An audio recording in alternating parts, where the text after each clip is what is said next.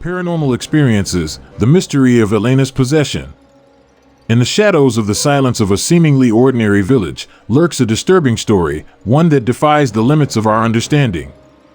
This is the story of Elena Whitmore, a young woman caught in the vortex of mysterious and frightening forces.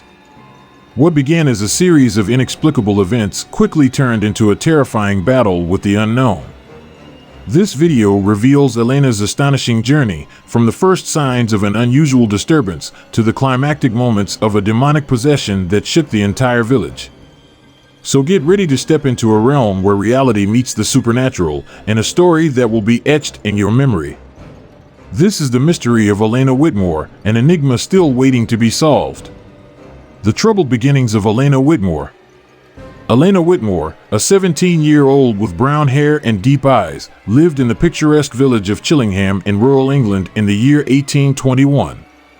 Born into a respected family devoted to religious traditions, Elena had grown up learning the values of Christianity and participating in all the rituals of the local church. Although she was known in the village for her gentle nature and melodious voice, a remarkable feature of Elena was the depth and seriousness with which she approached her faith. Despite a happy childhood and a loving family, the teenage years had brought with them a series of unexpected changes. Her parents, John and Margaret Whitmore, had first noticed the worrying signs when Elena was 16 years old. She would often wake up in the middle of the night, crying and shaking, confessing to feeling a dark presence in her room. Initially, these incidents were rare, but over time they had become more frequent and more intense. The night before her 17th birthday, Elena suffered her first major episode. Her parents found her lying on the floor, unable to move, her eyes wide open and staring at the ceiling. Her voice was weak and shaky, and her body seemed stiff and heavy. John and Margaret immediately called the village doctor, Dr. Edwards, an elderly man with extensive experience in rural medicine. Dr. Edwards examined Elena and concluded that her symptoms matched those of grand mal epileptic seizures. However, he was puzzled by the nature of the episodes, which seemed to occur only at night and were accompanied by a deep state of terror. Despite the prescribed treatments, Elena's condition did not improve. The episodes continued to become more frequent and intense, prompting John and Margaret to seek help at the Middleburg Psychiatric Hospital, a renowned institution for the treatment of mental disorders. The time Elena spent in the psychiatric hospital did not bring any progress. On the contrary, he began to see demonic faces, especially during his daily prayers. These visual and auditory hallucinations became a constant in her life, further darkening her existence. Menacing voices followed her even in moments of lucidity, telling her she was cursed and would never find peace. Elena's evolution was a source of deep grief for the Whitmore family and a topic of discussion and mystery throughout the village. People had begun to whisper about possible causes of her condition, ranging from mental illness to supernatural intervention. In this context, the Whitmore family felt increasingly isolated and helpless as they watched their dear daughter struggle with the invisible demons of her mind. These events were just the beginning of a chain of disturbing events that would shake the entire Chillingham community and bring to the fore questions about the nature of reality, faith, and the struggle with the unknown. Fight the invisible demons. As the months passed, Elena Whitmore's condition became more and more worrying. Trapped in her own world of nightmares and visions, Elena was beginning to withdraw from Chillingham village society. Her deeply religious family was torn between the desire to find a medical solution to their daughter's suffering and the belief that it might be something much darker and deeper than a simple illness of the mind. During those long, sleepless nights, Elena was often found by her parents in her room, talking to herself in a weak, trembling voice or crying silently. It was rumored in the village that during these episodes, Elena spoke of beings and worlds that no one could see or understand. She described demonic faces staring at her from the shadows, grinning and whispering curse words.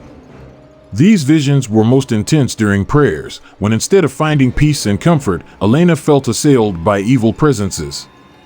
Dr. Edwards, who continued to see her regularly, began to express doubts that Elena's symptoms could be treated with medication alone.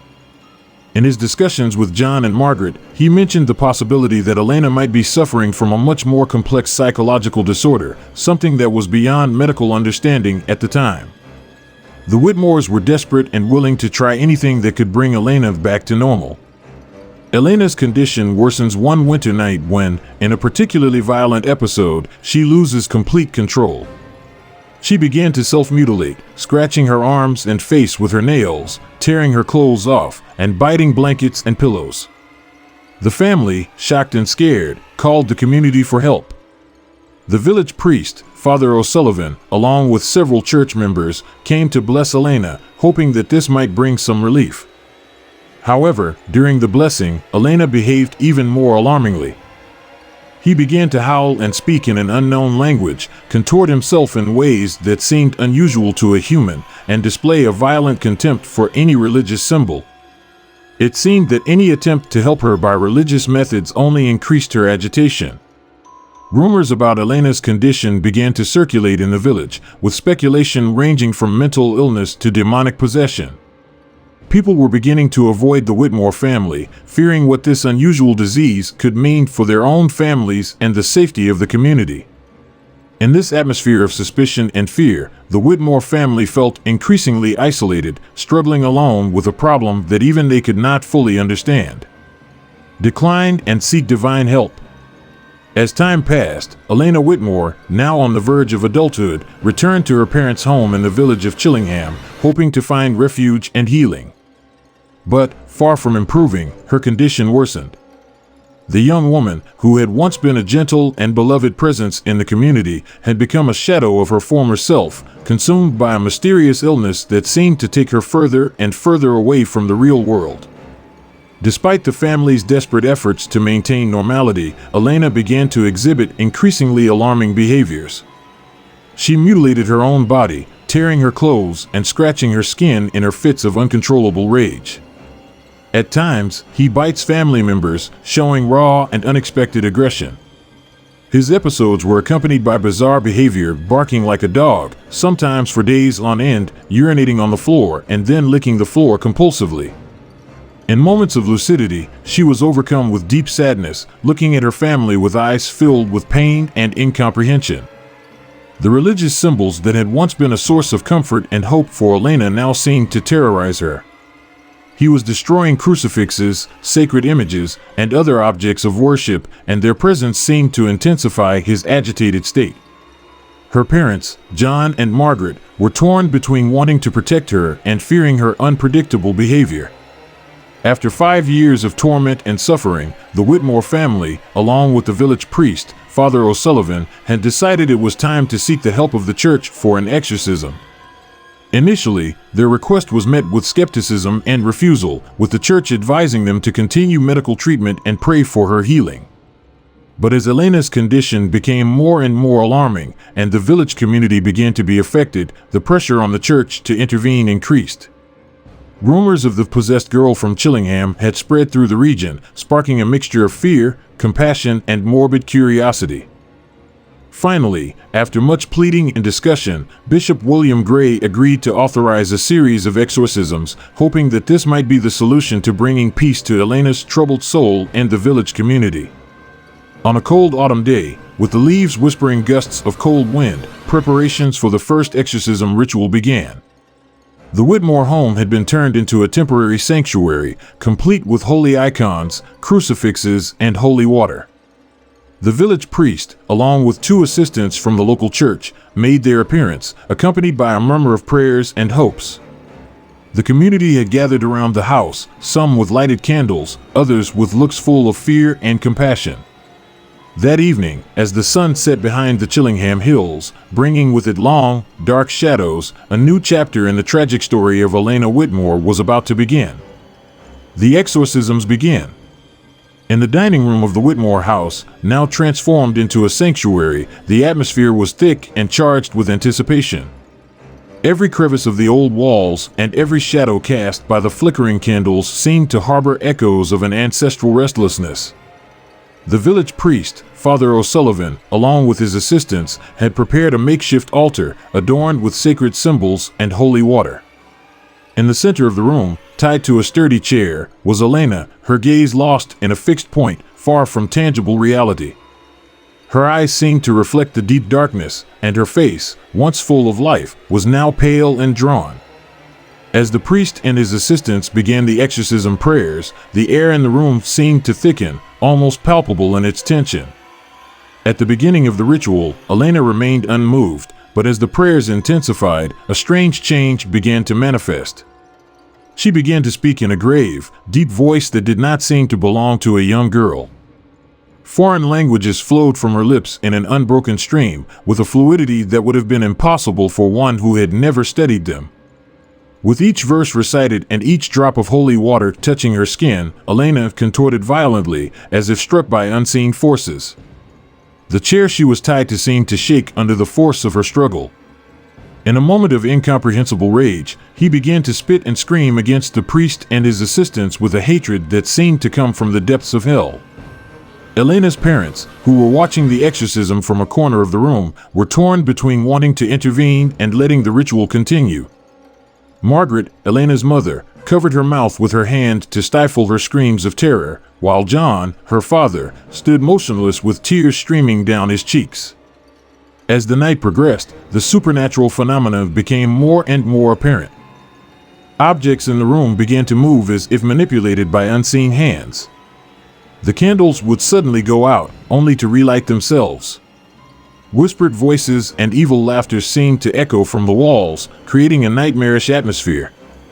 At the climax of the exorcism, Elena, in a fit of superhuman strength, managed to break the bonds that held her and rise to her feet, looking at those present with a blood-curdling expression.